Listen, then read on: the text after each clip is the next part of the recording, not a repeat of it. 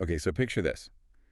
You're online, just, doing your thing, maybe browsing, maybe you're really focused on a work project. Right. And suddenly, this pop-up appears. It tells you there's some kind of problem. Maybe your browser needs an update, or you have to prove you're not a robot, Yeah, the classic stuff. And it asks you to click a button, or maybe even copy and paste some, weird-looking text into a little box to fix everything. Mm-hmm.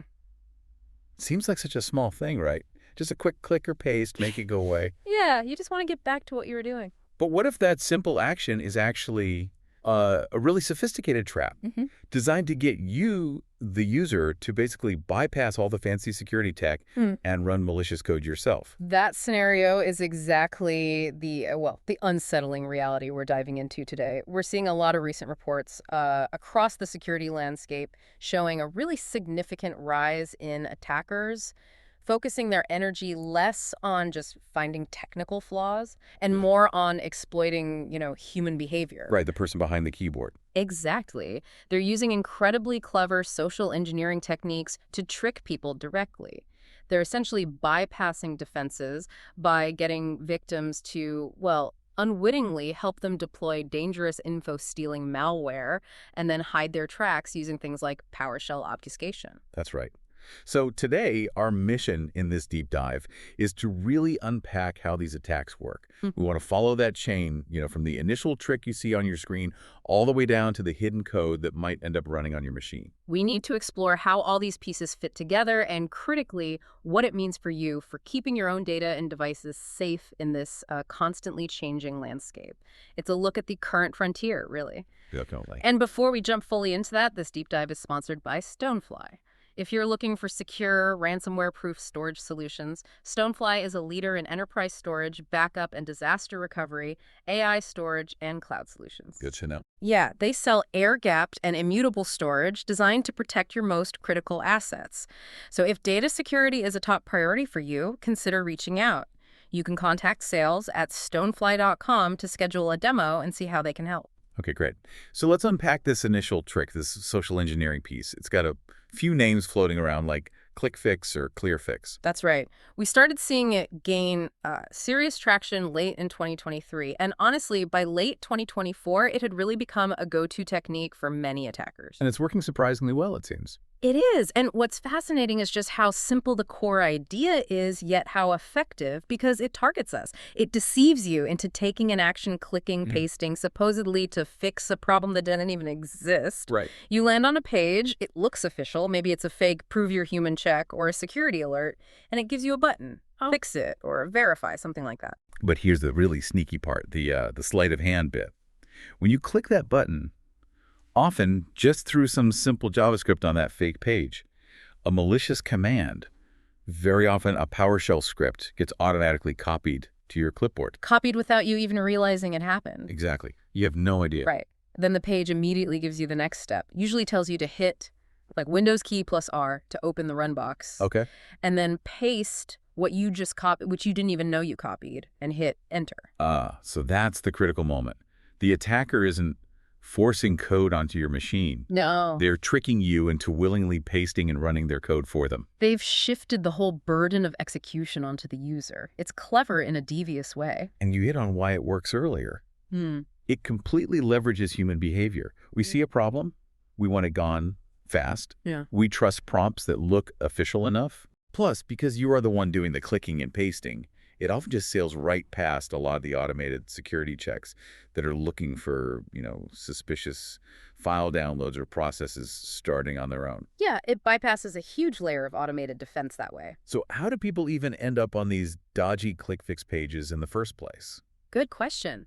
Attackers use a bunch of different ways, multiple vectors. Spear phishing emails are really common, sending you a link that looks like it's from someone you know or a service you use. Tailored attacks. Exactly.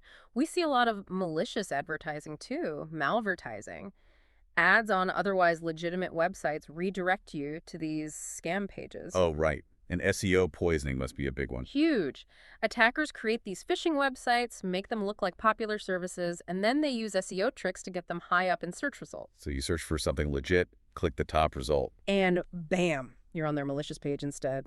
We also see legitimate websites that get compromised, have this kind of code injected, and of course just old-fashioned spamming on forums, social media, often disguised as like fake game cracks or software downloads. Anything to get that click, and the look of these pages varies a lot, I imagine. Wildly. They just need to be convincing enough for that moment. We've seen fake recap TCOJ pages, fake social media logins, fake Cloudflare checking your browser pages, often with that follow-up fix-it step. Right. Pop-ups claiming browser problems, pages mimicking crypto trading sites, or even just slapping popular brand logos on there. It's like a chameleon. It adapts. And it's not just the low-level criminals anymore, is it?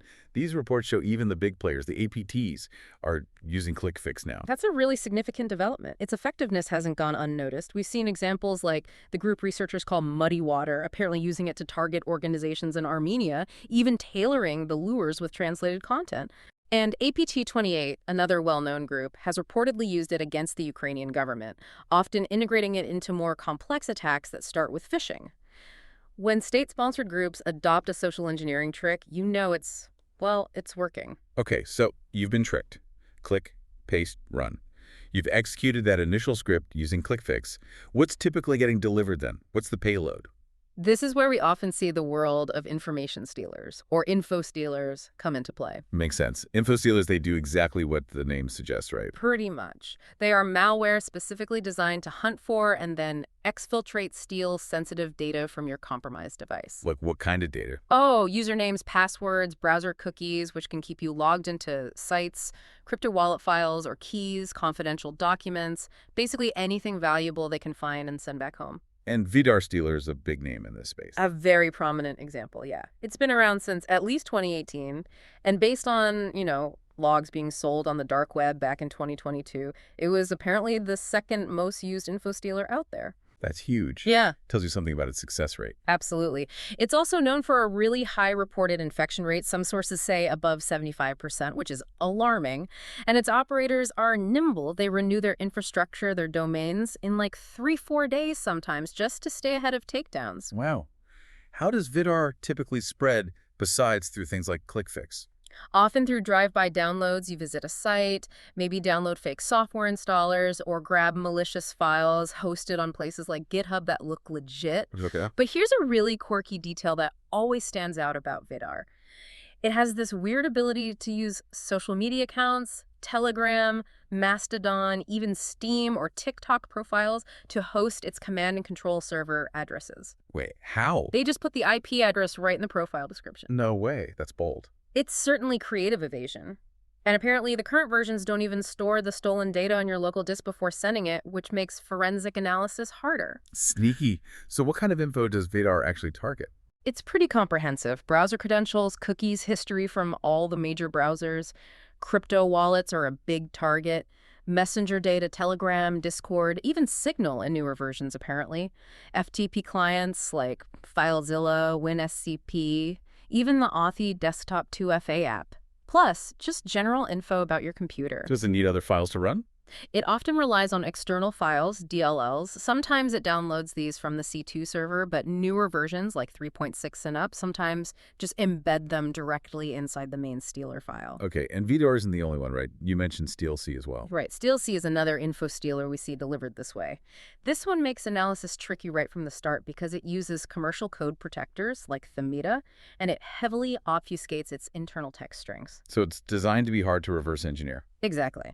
And Stealc has evolved too. Comparing V2 to V1, they actually removed some anti-analysis checks, like looking for virtual machines. Oh, interesting. Why? Maybe they found it wasn't effective enough or caused compatibility issues. Hard to say for sure. But crucially, V2 added support for executing other types of payloads, including MSI installers and PowerShell scripts. Ah, PowerShell again. There's the connection. Yep.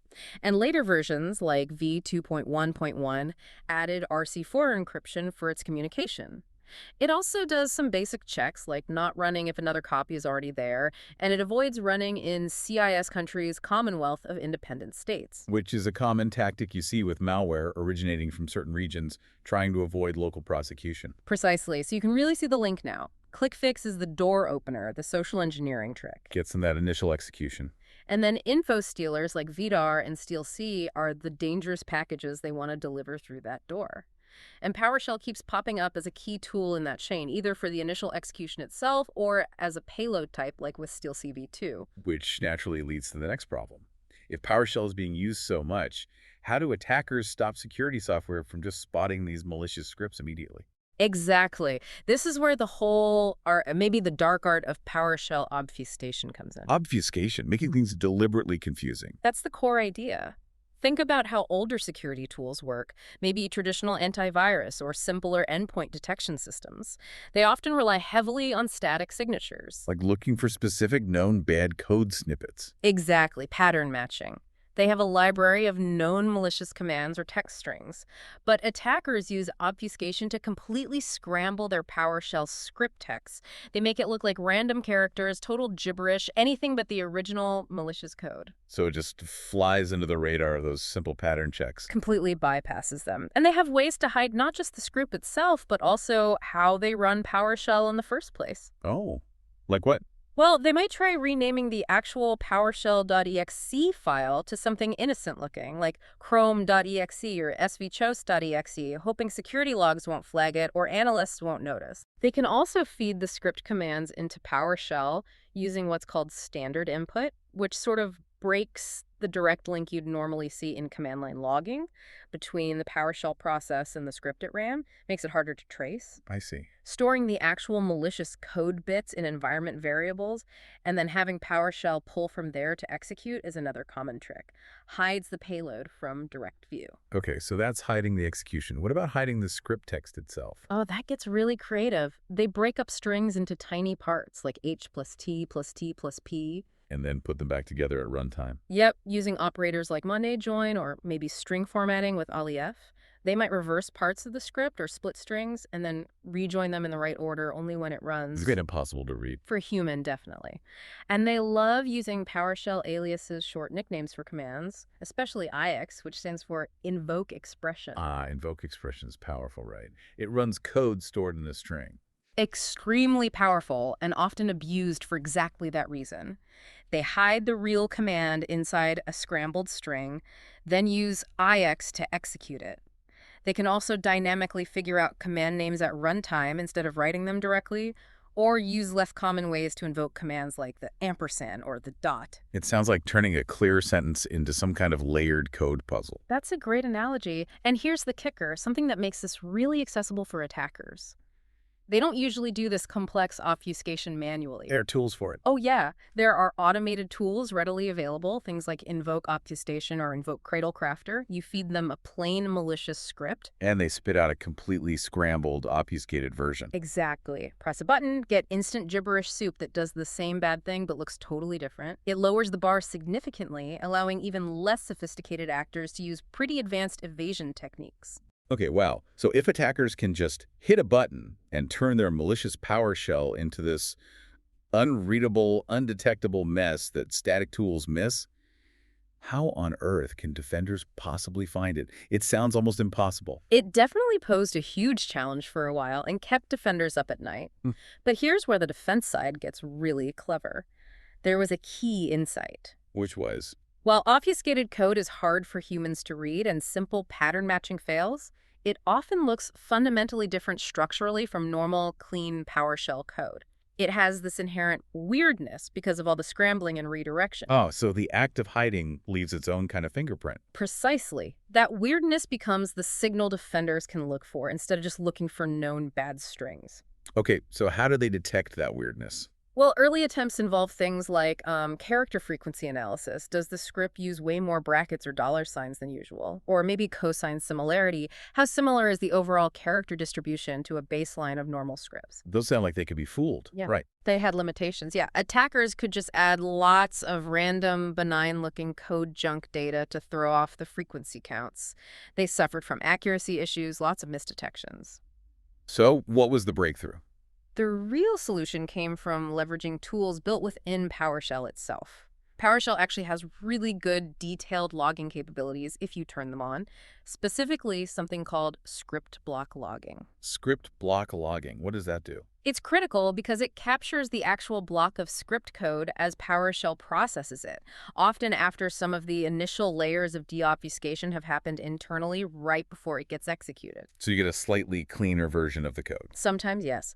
But even more importantly, defenders can then use the analysis tools built right into the PowerShell engine itself to examine that script block, whether it's still heavily obfuscated or not. What kind of analysis tools? Two key ones: the PowerShell tokenizer and the abstract syntax tree, or AST. Okay, break those down. Tokenizer. Think of the tokenizer like breaking an English sentence down into its basic parts: words, punctuation marks, spaces. It gives you a list of all the individual components, the tokens. Got it. And the abstract syntax tree, AST.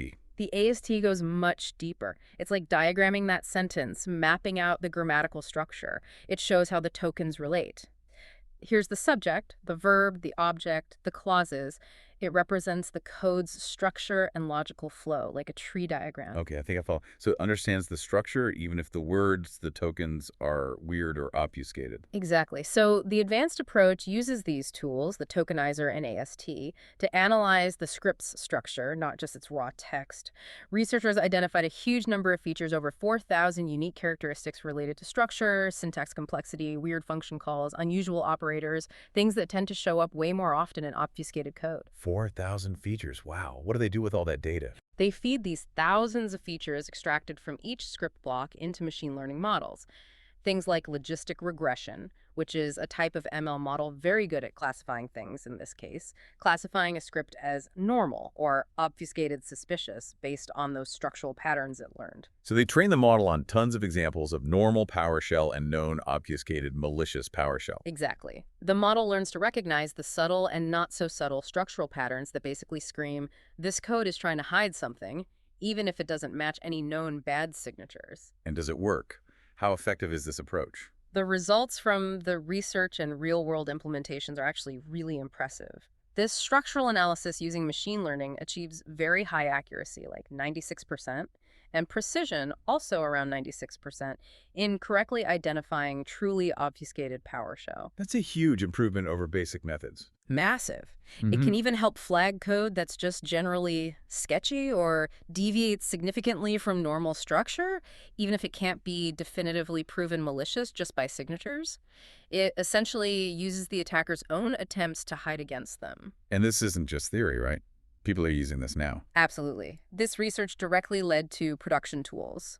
There's an open source project called Revoke Obfuscation, for example, that security pros use actively in the real world to analyze and detect obfuscated PowerShell during investigations and incident response. It's a significant weapon in the defender's arsenal now. That's really fascinating. So, okay, we've gone through the trick, the payload, how they hide it, and how defenders are getting smarter at finding it. What does this all mean for the average person or an organization trying to stay safe? Yeah, understanding all this is the crucial first step, but step 2 is knowing what you can actually do about it. It boils down to practical steps. Right. For individuals, it really seemed to come back to that basic vigilance, that healthy skepticism we talked about earlier. Absolutely.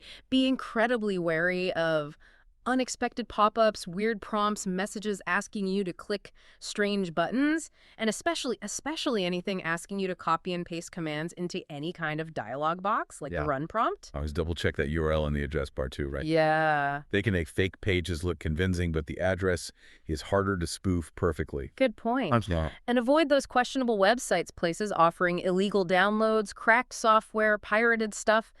They're notorious breeding grounds for malware. Basic cyber hygiene too. Passwords, 2FA. Non-negotiable. Use strong, unique passwords for everything. Use a password manager. Don't let your browser save passwords if you can help it, because Infostealers love grabbing those. And please, enable two-factor authentication, 2FA or MFA wherever you possibly can.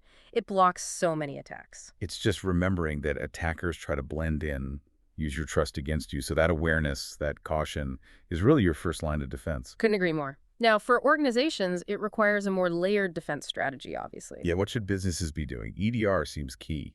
Endpoint detection and response, yes, but not just any EDR.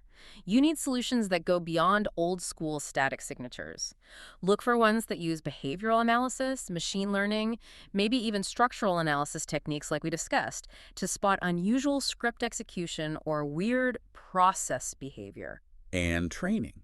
Because ClickFix is all about tricking the user. Comprehensive security awareness training is absolutely vital, and it can't be a one-off thing. It needs regular updates to cover the latest social engineering tactics, specifically mentioning things like ClickFix and the copy-paste trick. What about email and web filtering? Strengthen email filtering as much as possible to catch phishing attempts before they even land in front of a user. Web filtering to block known malicious sites is also important. And maybe restricting certain processes. Implementing strict software execution policies is a good idea. You might need to monitor or even restrict processes like mshte.exe, which is another legitimate Windows tool often abused to run malicious scripts downloaded from the web. MFA, I assume. Multi-factor authentication for accessing any sensitive systems or data is fundamental.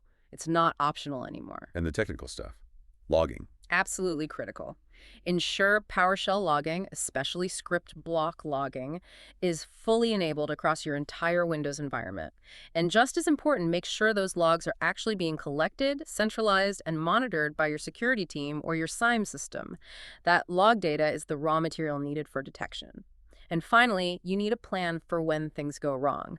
Have an incident response plan ready, know how to quickly isolate potentially infected machines from the network to stop the bleeding, and know who to call, whether it's your internal team or an external IR provider, to investigate and clean up. Right, preparedness is key. Yeah. Okay, so to kind of wrap up this deep dive, Yeah. we started with that surprisingly simple yet really effective ClickFix social engineering trick. That initial foot in the door. Exactly. Then we followed the trail to the dangerous payloads, the Infostealers like Vidar and Stealc V that often get delivered.